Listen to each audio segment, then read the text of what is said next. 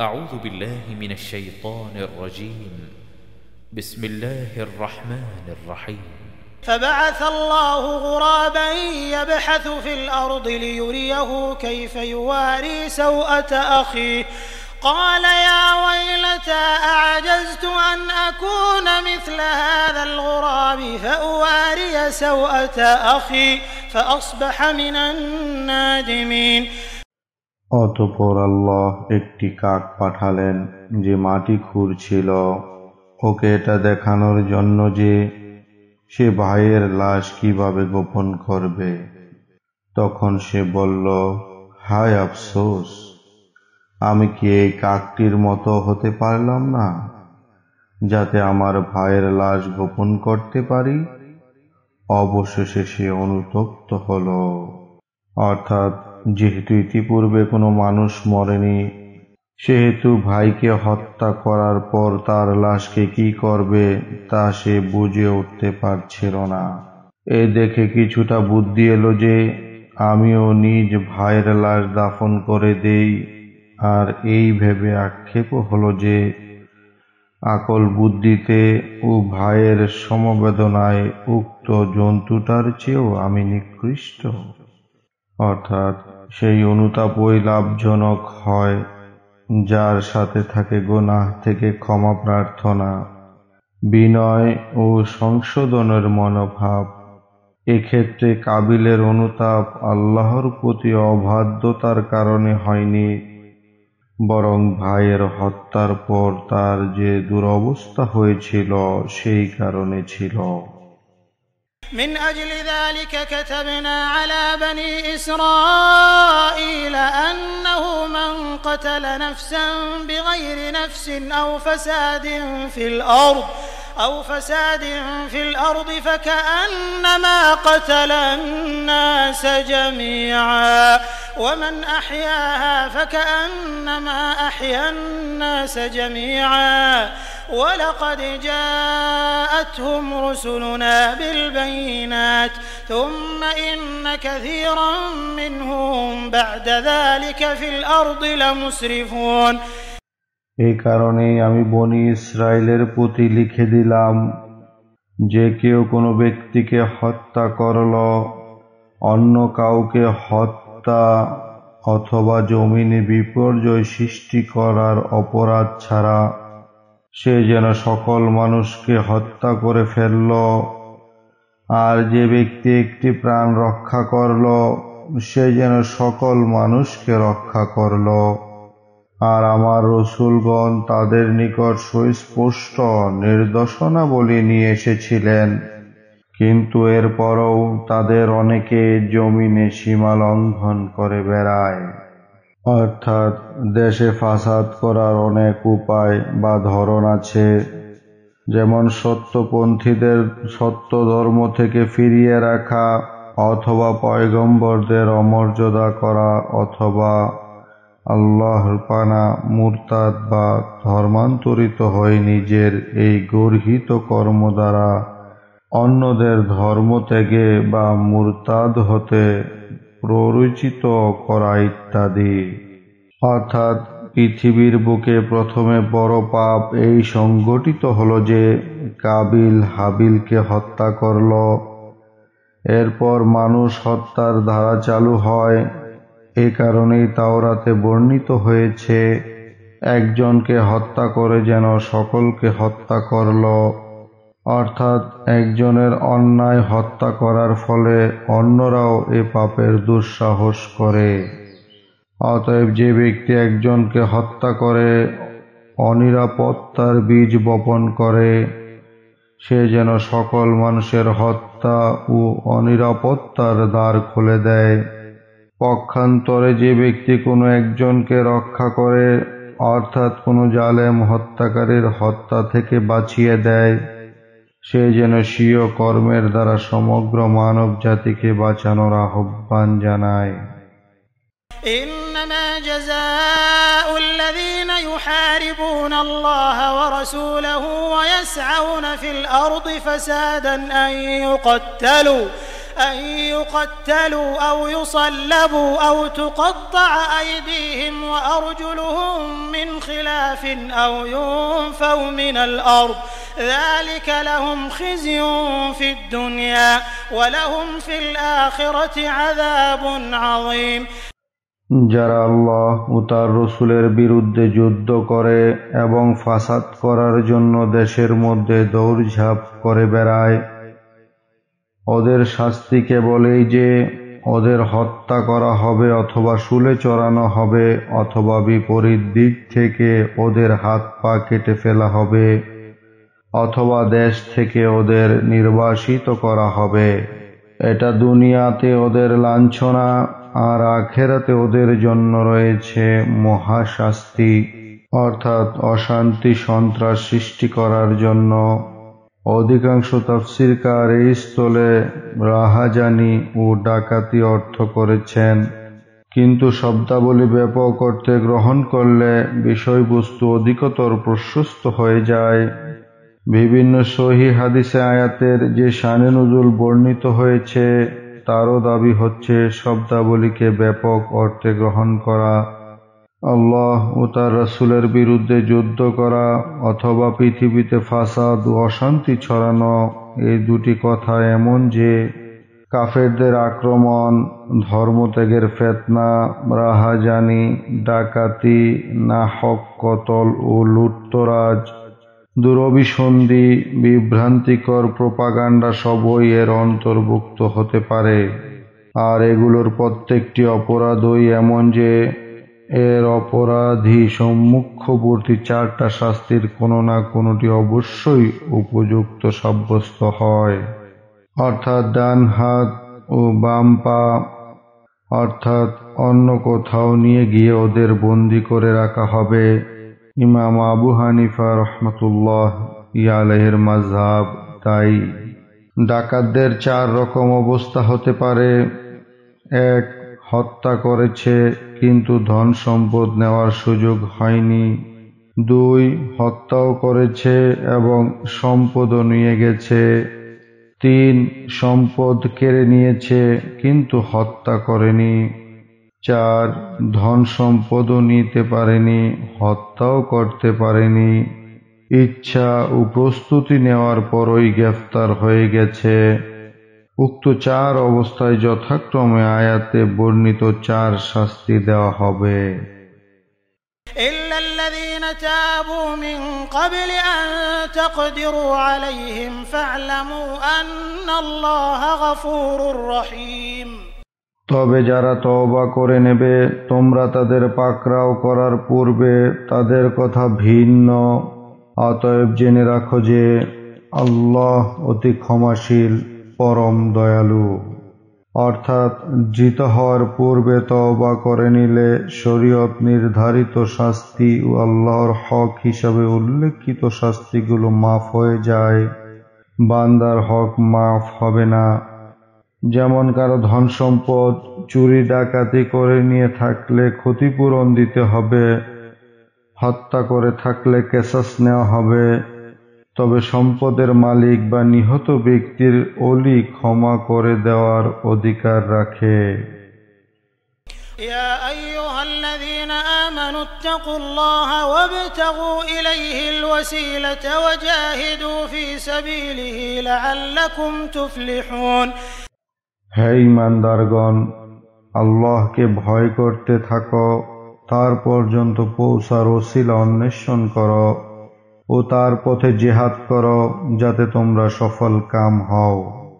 অর্থাৎ ইবনে আব্বাস, মুজাহিদ, আবু ওয়াইল, হাসান প্রমুখ পূর্ববর্তী মনীষীগণ শব্দের তাফসীর করেছেন। অতএব ওসিলা অন্বেষণ করার অর্থ হবে তার নৈকট্য সন্ধান করো। বিখ্যাত তাফসীরকার কাতাদা বলেছেন, আল্লাহর নৈকট্য হাসিল করো তার অনুগত্য ও পছন্দনীয় আমলের মাধ্যমে। إن الذين كفروا لو أن لهم ما في الأرض جميعا ومثله معه ليفتدوا به من عذاب يوم القيامة ما تقبل منهم ولهم عذاب أليم যারা কাফের, ওদের নিকট যদি পৃথিবীতে যা কিছু আছে তা সবই থাকে এবং তার সাথে আরো সমপরিমাণ থাকে, যাতে ওরা কিয়ামত দিবসের শাস্তি থেকে রক্ষা পাওয়ার জন্য মুক্তিপণ রূপে তা দিতে পারে, তবু ওদের থেকে তা কবুল করা হবে না, আর ওদের জন্য রয়েছে যন্ত্রণাদায়ক শাস্তি। يريدون أن يخرجوا من النار وما هم بخارجين منها ولهم عذاب مقيم ওরা আগুন থেকে বের হতে চাইবে, কিন্তু ওরা তা থেকে মোটেই বের হতে পারবে না, আর ওদের জন্য রয়েছে চিরস্থায়ী শাস্তি। والسارق والسارقة فاقطعوا أيديهما جزاء بما كسبا نكالا من الله والله عزيز حكيم পুরুষ চোর ও নারী চোর, তোমরা ওদের হাত কেটে ফেলো, ওদের কৃতকর্মের শাস্তি দেওয়ার জন্য আল্লাহর পক্ষ থেকে সতর্কীকরণ স্বরূপ, আর আল্লাহ পরাক্রমশালী প্রজ্ঞাবান। অর্থাৎ প্রথমবার চুরি করলে ডান হাত কবজি পর্যন্ত কেটে ফেলো। এর বিস্তারিত আলোচনা ফিকহ শাস্ত্রে রয়েছে, তা দ্রব্যষ্ঠ। পূর্বের রুকুতে ডাকাতির শাস্তি বর্ণিত হয়েছিল, এখানে চুরির শাস্তি কি তা বাতলানো হচ্ছে। দ্বিতীয় তর্জমা, ওদের কৃতকর্মের বদলে আল্লাহর পক্ষ থেকে দৃষ্টান্তমূলক শাস্তি স্বরূপ। অর্থাৎ চোরকে যে শাস্তি দেওয়া হচ্ছে তা চুরিকৃত মালের বিনিময় নয়, বরং তার চুরি কর্মের শাস্তি, যাতে সে ও অন্য চোরেরা সতর্ক হয়ে যায়। বলা বাহুল্য, যেখানেই এ শাস্তি ব্যবস্থা জারি হয়, দু একজনকে এ শাস্তি প্রদানের পর চুরির দ্বার নিশ্চিতভাবে বন্ধ হয়ে যায়। বর্তমানকালে সভ্যতার দাবিদাররা এ ধরনের শাস্তি ও দণ্ডকে বর্বরতা বলে আখ্যায়িত করে থাকে, কিন্তু এ ব্যক্তিদের নিকট চুরি করা যদি কোনো সুশীল কাজ না হয়, তবে নিশ্চয়ই জানবেন যে তাদের সুশীল শাস্তি এই অপরাধ দমনে মোটেই সফল হতে পারে না। যদি একটু বর্বরতা সয়ে নেওয়ার ফলে বহু সংখ্যক চোরকে সভ্য বানানো সম্ভব হয়, তবে সভ্যতার ধব্বজাধারীদের এই ভেবে খুশি হওয়া উচিত যে এতে সভ্যতা নির্মাণেই সহযোগিতা করা হচ্ছে। فمن تاب من بعد ظلمه وأصلح فإن الله يتوب عليه إن الله غفور رحيم আর যে ব্যক্তি নিজের অন্যায়ের পর তওবা করে এবং নিজেকে সংশোধন করে, আল্লাহ তার তওবা কবুল করেন। নিশ্চয় আল্লাহ অতি ক্ষমাশীল, পরম দয়ালু। অর্থাৎ তওবা যদি ঠিক হয়, তবে আশা করা যায় যে আল্লাহ তাআলা আখিরাতের শাস্তি তুলে নেবেন। আর তওবা সঠিক হওয়ার জন্য জরুরি যে চুরির মাল মালিককে ফিরিয়ে দিতে হবে, অধিকন্তু স্বীয় কার্যে অনুতপ্ত হবে এবং ভবিষ্যতের জন্য এ থেকে বিরত থাকার সংকল্প করবে। ألم تعلم أن الله له ملك السماوات والأرض يعذب من يشاء ويغفر لمن يشاء والله على كل شيء قدير তুমি কি জানো না যে আসমান সমূহ জমিনের রাজত্ব আল্লাহরই? তিনি যাকে ইচ্ছা শাস্তি দেন এবং যাকে ইচ্ছা ক্ষমা করেন, আর আল্লাহ সর্ববিষয়ে শক্তিমান। يا أيها الرسول لا يحزنك الذين يسارعون في الكفر من الذين قالوا آمنا بأفواههم من الذين قالوا آمنا بأفواههم ولم تؤمن قلوبهم ومن الذين هادوا سماعون للكذب سماعون لقوم آخرين لم يأتوك يحرفون الكلم من بعد مواضعه يقولون إن أوتيتم هذا فخذوه وإن لم تؤتوه فاحذروا ومن يرد الله فتنته فلن تملك له من الله شيئا أولئك الذين لم يرد الله أن يطهر قلوبهم لهم في الدنيا خزي ولهم في الآخرة عذاب عظيم হে রাসূল, আপনি যেন ওদের কারণে দুঃখ না পান যারা দ্রুত গতিতে কুফরির মধ্যে গিয়ে পড়ে, অর্থাৎ তারা যারা মুখে বলে আমরা ঈমান এনেছি অথচ ওদের অন্তর মুমিন নয়, এবং যারা ইহুদি ওরা মিথ্যা বলার জন্য গুপ্তচর বৃত্তি করে, ওরা অন্য দলের গুপ্তচর যারা আপনার নিকট আসেনি, ওরা আল্লাহর বাক্যবলীকে যথাস্থান থেকে সরিয়ে ফেলে।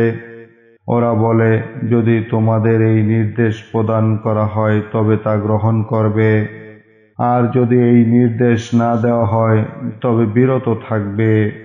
আর আল্লাহ যাকে পথভ্রষ্ট করতে চান আপনি ওর জন্য আল্লাহর মোকাবেলায় কিছুই করতে পারবেন না। এরাই ওরা আল্লাহ যাদের অন্তর পবিত্র করতে চাননি, ওদের জন্য দুনিয়াতে আছে লাঞ্ছনা এবং ওদের জন্য আখিরাতে রয়েছে মহাশাস্তি। অর্থাৎ পূর্ববর্তী আয়াতসমূহে চুরি, ডাকাতি ইত্যাদির শাস্তি বর্ণিত হয়েছিল। এখন এমন কিছু সম্প্রদায়ের অবস্থা বলা হচ্ছে যারা আল্লাহর শাস্তি বিধানের মধ্যে বিকৃতি সাধন করে নিজেদের গুরুতর শাস্তির যোগ্য করেছে। প্রখ্যাত তাফসীরকার ইমাম বাকাবী রহমাতুল্লাহ আলাইহি ওদের বিস্তারিত ঘটনা সম্পর্কে লেখেন, খাইবর নামক স্থানে এক বিবাহিত ইহুদি পুরুষ ও মেয়ে ব্যভিচার করে। ওদের তাওরাত ধর্মগ্রন্থে উক্ত অপরাধের শাস্তি রজম বা প্রস্তরাঘাতে মৃত্যু অবধারিত থাকা সত্ত্বেও এই শাস্তি প্রয়োগে উভয়ের অভিজাত্য বাধার কারণ হয়। ফলে নিজেদের মধ্যে পরামর্শ করল যে ইয়াসরেব অর্থাৎ মদিনাবাসী ওই ব্যক্তি অর্থাৎ মুহাম্মদ সাল্লাল্লাহু আলাইহি সাল্লামের ধর্মগ্রন্থে ব্যভিচারীর জন্য রজমের স্থলে বেত্রাঘাতের বিধান রয়েছে। অতএব তার প্রতিবেশী ও তার সঙ্গে সন্ধিসূত্রে আবদ্ধ বনি কুরাইজা নামক ইহুদি সম্প্রদায়ের কয়েক ব্যক্তিকে তার নিকট পাঠিয়ে তার অভিমত জানা হোক। সে মতো একটি জামাতকে নবী করিম সাল্লাল্লাহু আলাইহি সাল্লামের অভিমত জানার উদ্দেশ্যে এই বলে পাঠালো যে তার নিকট বিবাহিত লোকের ব্যভিচারের শাস্তি কি। যদি তিনি বেত্রাঘাতের নির্দেশ দেন তবে গ্রহণ করো, আর যদি রজমের বিধান দেন তবে অমান্য করো। ওদের জিজ্ঞাসার উত্তরে হুজুর সাল্লাল্লাহু আলাইহি সাল্লাম বললেন, তোমরা কি আমার বিচারে সম্মত হবে? ওরা স্বীকার করল। তখন আল্লাহর তরফ থেকে জিবরাইল আলাইহিস সালাম রজমের বিধান নিয়ে আসলেন, কিন্তু ওরা নিজেদের স্বীকৃতি থেকে ফিরে গেল। অর্থাৎ মুনাফিক ও বনি কুরাইজা সম্প্রদায়ের ইহুদিরা। দ্বিতীয় তর্জমা, ওরা খুব বেশি মিথ্যা শ্রবণকারী ও তা গ্রহণকারী। ওরা অন্য লোকদের কথা খুব বেশি শোনে ও মানে। সাম্মাউন এর অর্থ হচ্ছে বেশি শ্রবণকারী এবং যারা কান পেতে শোনে। এখন খুব বেশি শোনা বলতে কখনো গোয়েন্দাগিরি বোঝায় এবং কখনো এর অর্থ হয় খুব বেশি গ্রহণকারী। যেমন এর মধ্যে শোনার অর্থ হচ্ছে গ্রহণ করা।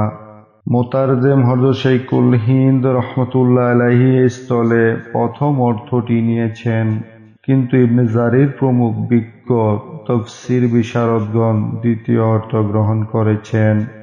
সে মতো সাম্মাউনা লিল কাযিব, এর অর্থ হচ্ছে মিথ্যা ও বাতিলকে অতিমাত্রায় মান্যকারী ও গ্রহণকারী, অর্থাৎ যে দ্বিতীয় দল এদের পাঠিয়েছে কিন্তু নিজেরা ওনার কাছে আসেনি, ওদের কথা এরা খুব বেশি মান্যকারী।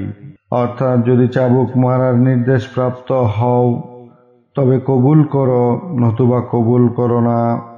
এরা যেন আল্লাহ তাআলার শরীয়তকে নিজেদের প্রবৃত্তির অধীন রাখতে চায়।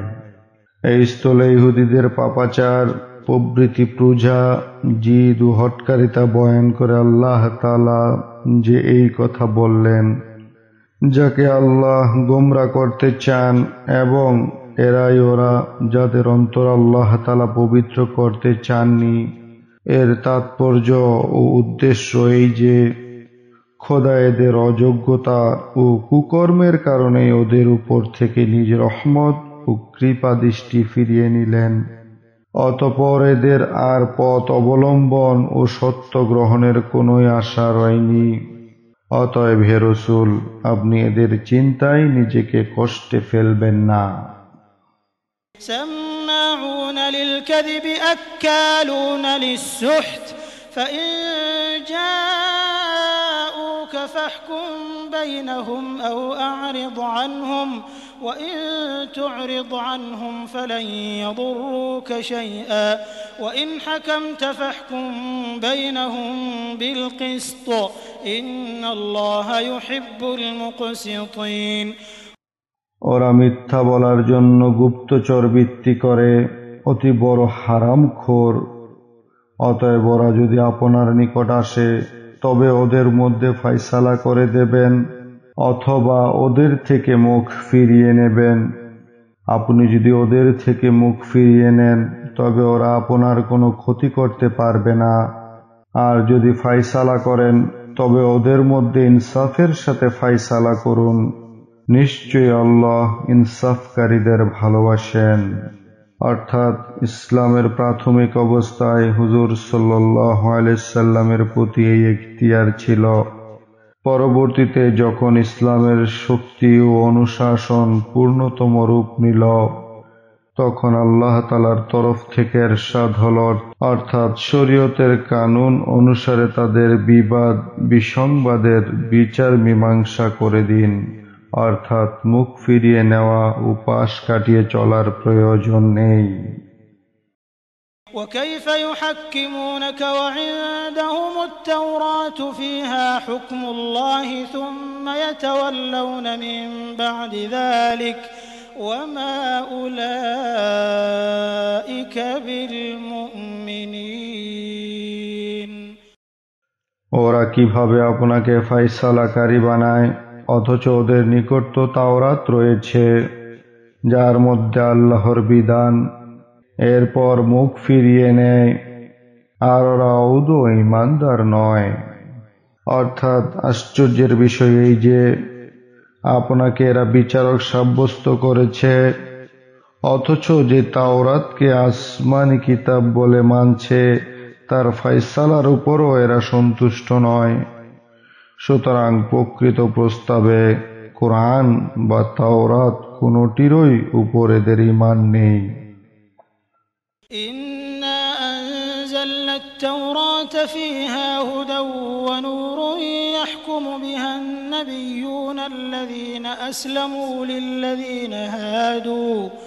للذين هادوا والربانيون والأحبار بما استحفظوا من كتاب الله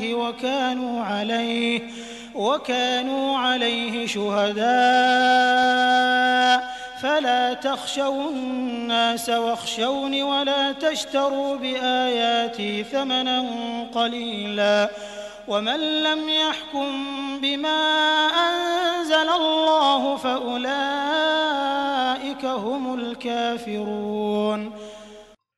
নিশ্চয়ই আমি তাওরাত নাজিল করেছি যার মধ্যে রয়েছে হেদায়াত ও আলো। সে অনুসারেই ইহুদিদের জন্য ফয়সালা করতেন আল্লাহর নবীগণ, যারা ছিলেন আল্লাহর পূর্ণ অনুগত, এবং সে অনুসারে ফয়সালা করতেন আল্লাহ তাআলা ও আলেমগণ, কেননা তাদের আল্লাহর কিতাবকে সংরক্ষণ করার নির্দেশ দেওয়া হয়েছিল এবং তারা ছিলেন তার তত্ত্বাবধায়ক। অতএব তোমরা মানুষকে ভয় করো না, বরং আমাকে ভয় করো এবং আমার আয়াতগুলির বিনিময়ে তুচ্ছ মূল্য গ্রহণ করো না। আর যারা আল্লাহ যে বিধান অবতীর্ণ করেছেন সে অনুযায়ী ফায়সালা না করে ওরাই কাফের। অর্থাৎ তাওরাতের হেফাজতের জিম্মাদার ওদের বানানো হয়েছিল। আল্লাহ তাআলা আয়াতে কোরআনে কারিমের হেফাজতের যে দায়িত্ব গ্রহণ করেছেন, তাওরাতের হেফাজতের এই রকম ওয়াদা তিনি করেননি। সেই মতো ইহুদি আলেম ও আহবার যতদিন নিজেদের দায়িত্ব সম্বন্ধে সচেতন ছিল ততদিন তাওরাতের হেফাজত এবং সেই অনুসারে আমল হচ্ছিল। শেষ পর্যন্ত দুনিয়া পূজারী খারাপ আলেমদের হাতে তাওরাত বিকৃত হয়ে নষ্ট হয়ে গেল। অর্থাৎ মানুষের ভয়ে বা দুনিয়ার লোভে আসমানি কিতাবে পরিবর্তন ও বিকৃতি সাধন করো না। আল্লাহ তাআলার শাস্তি বিধান ও প্রতিশোধ গ্রহণকে ভয় করে চলো।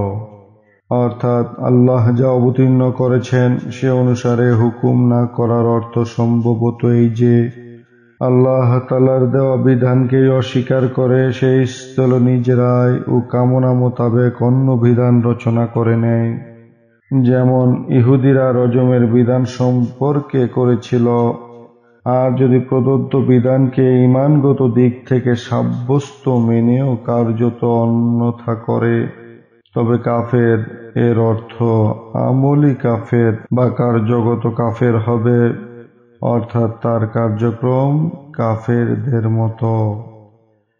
وكتبنا عليهم فيها أن النفس بالنفس والعين بالعين والأنف بالأنف والأذن بالأذن والسن بالسن والجروح قصاص فمن تصدق به فهو كفارة له ومن لم يحكم بما أنزل الله فأولئك هم الظالمون। আর আমি ওদের প্রতি তাওরাতে লিখে দিয়েছিলাম প্রাণের বদলে প্রাণ, চোখের বদলে চোখ, নাকের বদলে নাক, কানের বদলে কান, দাঁতের বদলে দাঁত এবং জখমের বদলে অনুরূপ জখম। তবে যে তা ক্ষমা করে দেবে অর্থাৎ কেসাস না নেবে তা তার জন্য কাফফারা, পাপ মোচনকারী হয়ে যাবে। আর যারা আল্লাহ যে বিধান অবতীর্ণ করেছেন সে অনুসারে বিচার না করে ওরাই জালেম। অর্থাৎ মুসা আলাইহিস সালামের শরীয়তে কেসাসের উক্ত বিধান প্রচলিত ছিল। দ্বিতীয় তরজমা, জখমের ক্ষেত্রেও কেসাস এর বিধান প্রযোজ্য। وقفينا على آثارهم بعيسى ابن مريم مصدقا لما بين يديه من التوراة وآتيناه الإنجيل فيه هدى ونور ومصدقا لما بين يديه من التوراة وهدى وموعظة للمتقين। আমি তাদের পরে ঈসা ইবনে মারিয়ামকে পাঠিয়েছি তার পূর্ববর্তী কিতাব তাওরাতের সমর্থক রূপে এবং তাকে ইনজিল দিয়েছি যার মধ্যে ছিল হেদায়াত ও আলো এবং যা ছিল তার পূর্ববর্তী কিতাব তাওরাতের সমর্থনকারী এবং পরহেজগারদের জন্য পথ প্রদর্শক ও উপদেশ। وَلْيَحْكُمْ أَهْلُ الْإِنجِيلِ بِمَا أَنزَلَ اللَّهُ فِيهِ وَمَنْ لَمْ يَحْكُمْ بِمَا أَنزَلَ اللَّهُ فَأُولَئِكَ هُمُ الْفَاسِقُونَ।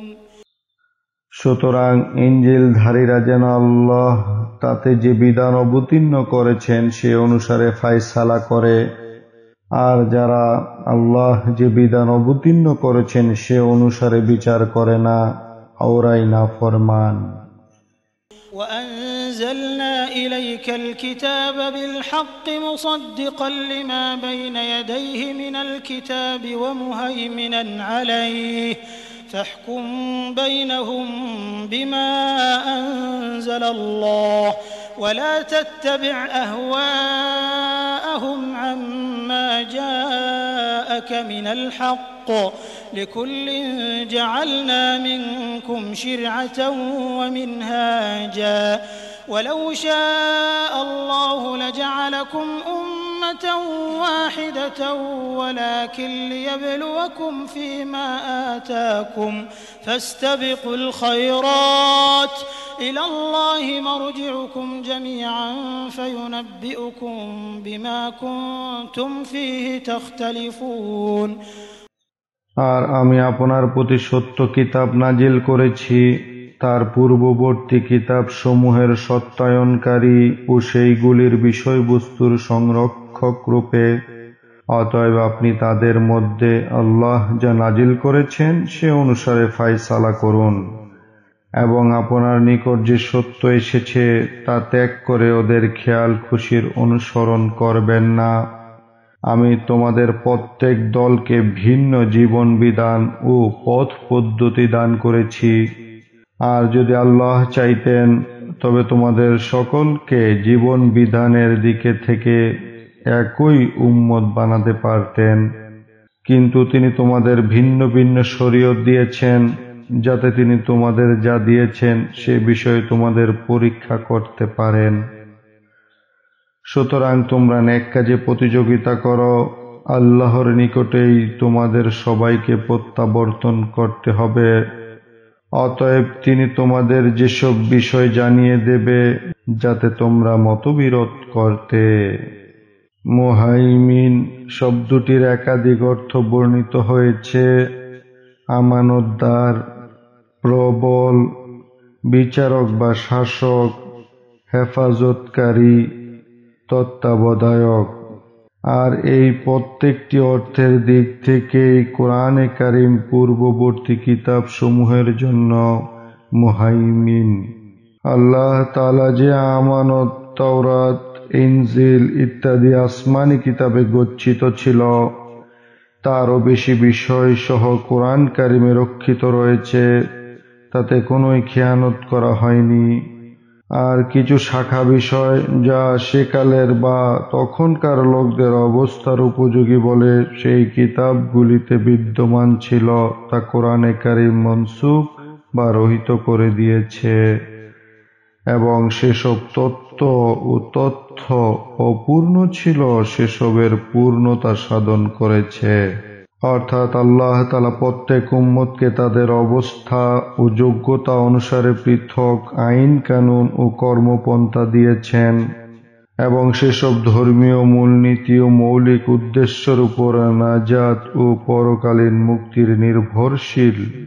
তাতে সকল নবী ও ঐশী ধর্ম পরস্পর এক, অভিন্ন, আর একের প্রতি অন্যের সমর্থন থাকা সত্ত্বেও শাখা প্রশাখা ও ছোটখাটো ব্যাপারে প্রত্যেক উম্মতকে তাদের পরিবেশ ও যোগ্যতা অনুযায়ী বিশেষ বিশেষ নির্দেশ ও বিধান দান করেছেন। বর্তমান আয়াতে সেই শাখা প্রশাখার পার্থক্যর প্রতি ইশারা রয়েছে। অর্থাৎ কে তোমাদের মধ্যে আল্লাহ তাআলার প্রত্যেকটি নতুন নির্দেশকে সত্য ও সঠিক জ্ঞান করত স্বতঃস্ফূর্ত ও উৎসাহের সাথে গ্রহণ করে, এবং প্রত্যেকটি নতুন হুকুমের সামনে মাথা নত করে দেওয়ার জন্য সদা প্রস্তুত থাকে, তা পরীক্ষা করতে চান। وأن احكم بينهم بما أنزل الله ولا تتبع أهواءهم واحذرهم أن يفتنوك عن بعض ما أنزل الله إليك فإن تولوا فاعلم أنما يريد الله أن يصيبهم ببعض ذنوبهم وإن كثيرا من الناس لفاسقون। আর তিনি এই নির্দেশ দিয়েছেন যে আপনি ওদের মধ্যে আল্লাহ যা অবতীর্ণ করেছেন সে অনুযায়ী ফায়সালা করুন, এবং ওদের খেয়াল খুশির অনুসরণ করবেন না, এবং ওদের সম্বন্ধে সতর্ক থাকুন। যেন আপনাকে ওরা কোনো বিধান থেকে যা আল্লাহ আপনার প্রতি নাজিল করেছেন বিচ্যুত না করতে পারে। আর যদি ওরা মুখ ফিরিয়ে নেয় তবে জেনে রাখুন আল্লাহ এই চান যে ওদের কোনো পাপের কারণে ওদের শাস্তি দেবেন, আর মানুষের মধ্যে অনেকে নিশ্চয়ই নাফরমান। أفحكم الجاهلية يبغون ومن أحسن من الله حكما لقوم يوقنون। তবে কি ওরা জাহিলিয়াতের বিধান চায়, আর বিশ্বাসী লোকদের জন্য আল্লাহর চেয়ে উত্তম বিধানদাতা কে আছে? يا أيها الذين آمنوا لا تتخذوا اليهود والنصارى أولياء بعضهم أولياء بعض ومن يتولهم منكم فإنه منهم إن الله لا يهدي القوم الظالمين। হে ঈমানদারগণ, তোমরা ইহুদি ও খ্রিস্টানদের বন্ধু বানিও না, ওরা পরস্পর একে অন্যের বন্ধু। আর তোমাদের মধ্যে যে কেউ ওদের সাথে বন্ধুত্ব করবে সে ওদেরই মধ্যে গণ্য হবে। নিশ্চয়ই আল্লাহ জালেমদের হেদায়েত দান করেন না। فترى الذين في قلوبهم مرض يسارعون فيهم يقولون نخشى أن تصيبنا دائرة فعسى الله أن يأتي بالفتح أو أمر من عنده فيصبحوا على ما أسروا في أنفسهم نادمين। যাদের অন্তরে বেদি রয়েছে অচিরেই আপনি ওদের দেখবেন যে ওরা দৌড়ে গিয়ে তাদের অর্থাৎ ইহুদি খ্রিস্টানদের মধ্যে অন্তর্ভুক্ত হচ্ছে, এই বলে যে আমাদের আশঙ্কা হয় না জানি আমাদের উপর কালের চক্র এসে পড়ে। কিন্তু ওই সময় সন্নিকটে যে আল্লাহ মুসলমানদের বিজয় দান করবেন অথবা তার পক্ষ থেকে অন্য কিছু ঘটাবেন, ফলে ওরা নিজেদের অন্তরে গোপন করা বিষয়ের জন্য অনুতাপ করতে থাকবে।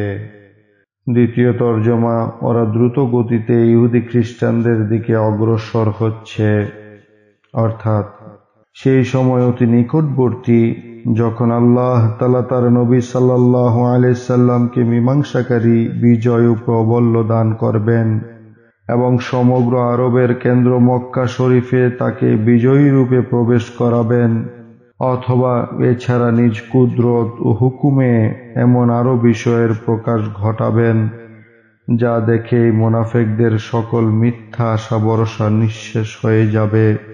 তখন অনুশোচনা ও হায় আফসোস করা ছাড়া আর কিছুই লাভ হবে না।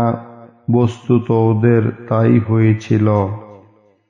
ويقول الذين آمنوا أهؤلاء الذين أقسموا بالله جهد أيمانهم إنهم لمعكم حبطت أعمالهم فأصبحوا خاسرين। আর তখন মুমিনগণ বলবে, এরাই কি তারা যারা আল্লাহর নামে দৃঢ়ভাবে শপথ করে বলতো যে আমরা অবশ্যই তোমাদের সঙ্গে আছি। আল্লাহ বলেন, ওদের আমলগুলি বিনষ্ট হয়ে গেছে, সুতরাং ওরা ক্ষতিগ্রস্ত হয়েছে। يا أيها الذين آمنوا من يرتد منكم عن دينه فسوف يأتي الله بقوم يحبهم ويحبونه أذلة على المؤمنين أعزة على الكافرين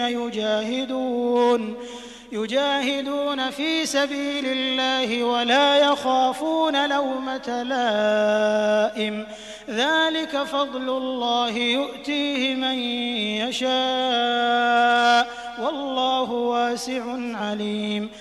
হে ঈমানদারগণ, তোমাদের মধ্যে যে কেউ নিজ ধর্ম থেকে ফিরে যাবে তো আল্লাহ শীঘ্রই এমন এক সম্প্রদায় আনয়ন করবেন যাদের আল্লাহ ভালোবাসেন এবং তারা তাকে ভালোবাসবে, যারা হবে মুসলমানদের প্রতি কোমল হৃদয়, কাফেরদের প্রতি অতি কঠোর, যারা আল্লাহর পথে জিহাদ করবে এবং কোনো নিন্দুকের নিন্দাকে ভয় করবে না, এ আল্লাহর অনুগ্রহ, তা তিনি যাকে ইচ্ছা দান করবেন, আর আল্লাহ প্রাচুর্যময় পরিজ্ঞাতা।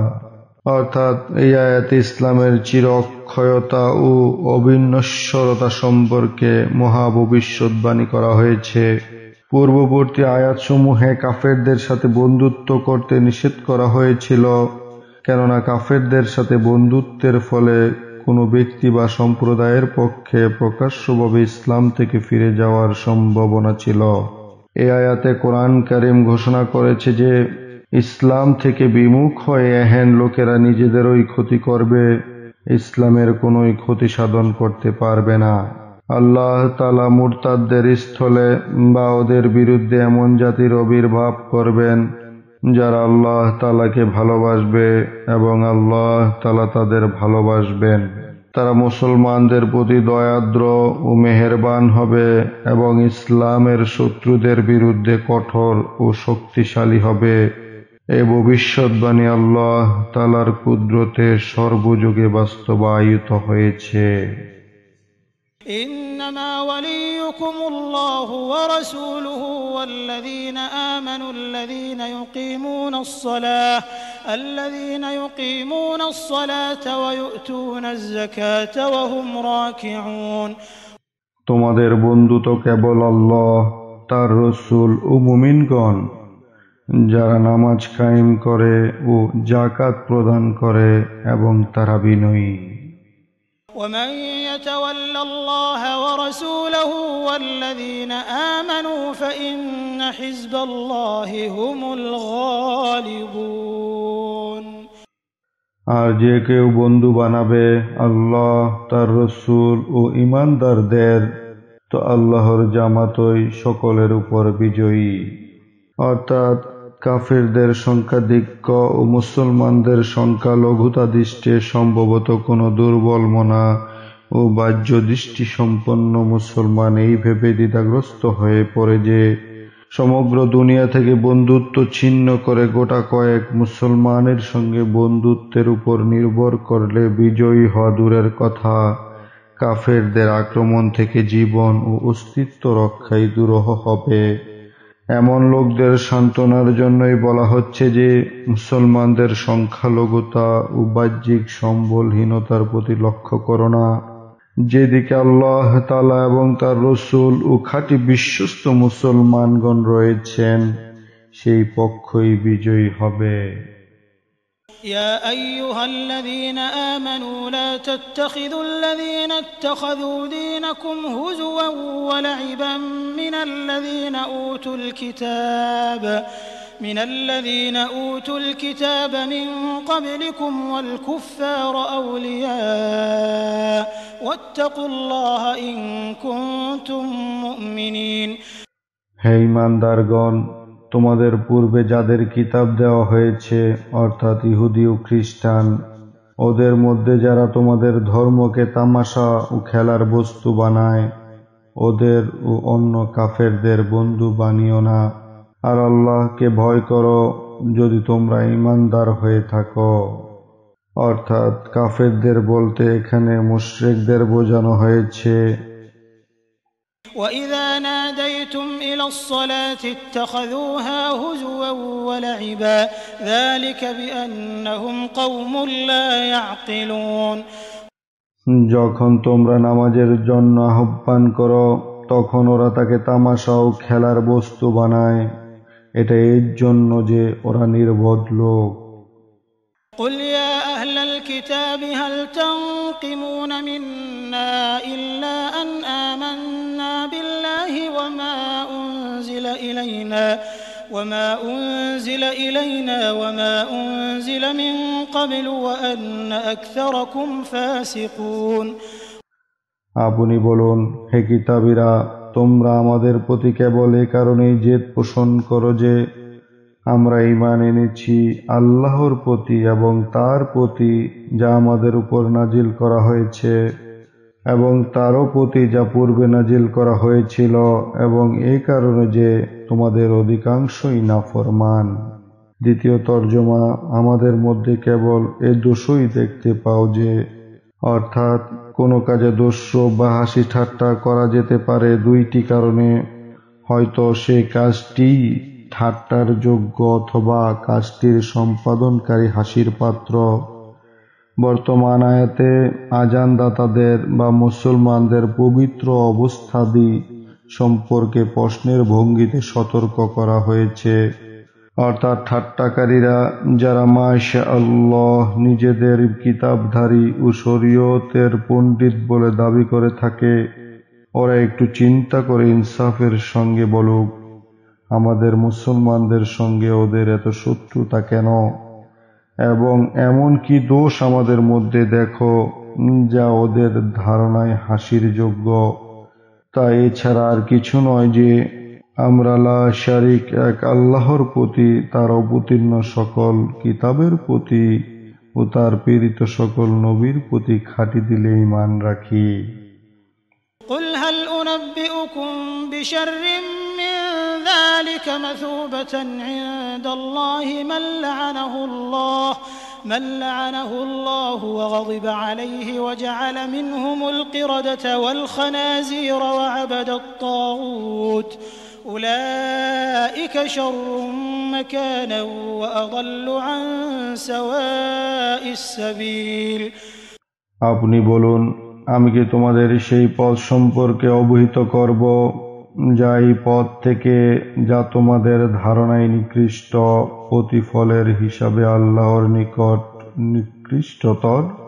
তা সেই সব লোকের পথ যাদের আল্লাহ লানত করেছেন, যাদের উপর তিনি গজব নাজিল করেছেন, যাদের মধ্যে কতককে বানর ও কতককে শূকর বানিয়ে দিয়েছেন, এবং যারা শয়তানের উপাসনা করেছে, এরাই স্থানের দিক থেকে নিকৃষ্টতম ও সরল পথ থেকে চরম ভ্রষ্ট।